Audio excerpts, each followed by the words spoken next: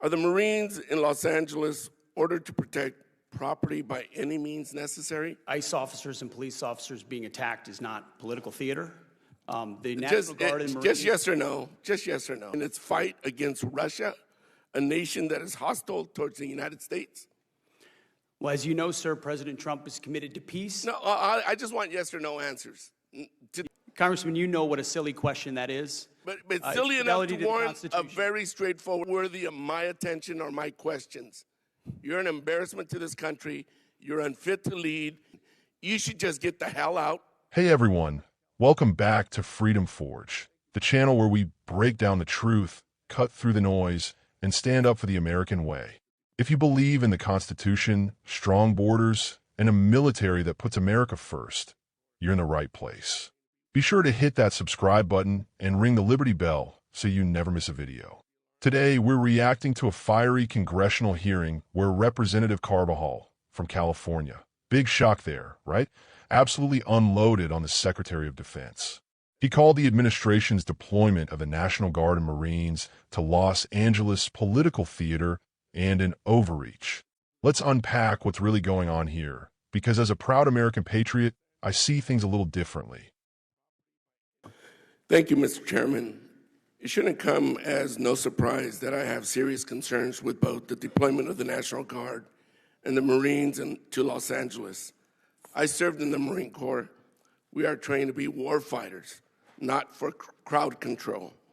Everyone here should be alarmed that the President has sent armed forces into a city against the wishes of a governor and mayor. I am concerned this administration is purposely escalating the situation with this step and politicizing our armed forces in the process. Let's call it for what it is. It's political theater. Hegseth, are the Marines in Los Angeles ordered to protect property by any means necessary? Sir, I would say the ICE officers and police officers being attacked is not political theater. The National Guard and Marines... Just yes or no. Just yes or no. The National Guard and Marines have the full authority to protect federal ICE agents. Yes or no? Can you just say yes or no? This isn't Fox anymore. Just yes or no. They're there to protect federal agents and federal... Another BS answer. Under the SRUF, the use of force, are Marines allowed to fire warning shots? No. Now that's more like it. Isn't that easy? Well, you know, I'm going to beat this drum because you refuse to take responsibility. Will you take responsibility for having made a mistake, not to mention many people would say break the law, in participating in the Signal group chat that included a journalist, your wife, your brother, where classified information was shared? Sir, every way I communicate is authorized. Every way I communicate. Okay, if you want to say that. I have called for your resignation. I didn't think you were qualified before your confirmation, and you have done nothing to inspire confidence in your ability to lead competently. You broke the law in sharing classified information, and in doing so, endangered the lives of our service members that you are responsible for. Your inability to hold yourself accountable makes you incapable to lead. This alone makes you unfit to be the Secretary of Defense. Secretary, do you think the United States should continue supporting Ukraine in its fight against Russia, a nation that is hostile towards the United States? Well, as you know, sir, President Trump is committed to peace. No, I just want yes or no answers. Today, the United States has spent billions of dollars. Yes or no? Yes or no? Over years. Just yes or no. Can I get a yes or no out of you? We continue to send... Come on. ...presidential drawdown... It's that easy. Kindergartners can give me a yes or no. Yes or no. Yes, we support peace in Ukraine. Come on. Is this really leadership? You're an embarrassment to the United States. If Russia invades NATO allies, are you going to recommend to the president that we fulfill our Article 5 obligations? Well, Russia has not invaded NATO allies. No. President Trump has No. invigorated the NATO alliance. I reclaim my time. Yes or no? It's that simple. There's Article 5 in NATO, which we recognize. So is the answer yes or no? That's what Article 5 is, yes. Good. I'm glad you brought yourself to saying yes. Do you think political allegiance to Trump is a requirement for serving our nation, either in uniform or a civilian in the department? I'm incredibly proud, as are millions of Americans. No. Not today, Hegseth. Yes or no?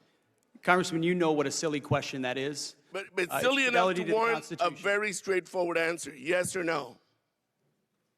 We all support and defend the Constitution of the United States. You know what? We're proud I'm not going to President waste Trump. my time anymore. You're not worthy of my attention or my questions. You're an embarrassment to this country. You're unfit to lead. And there's been bipartisan members of Congress that have called for your resignation. You should just get the hell out and let somebody competently lead this department. Mr. Chairman, do we not have any decorum in here? Thank you very much. I yield my time. Gentleman time. All right, let's get into it.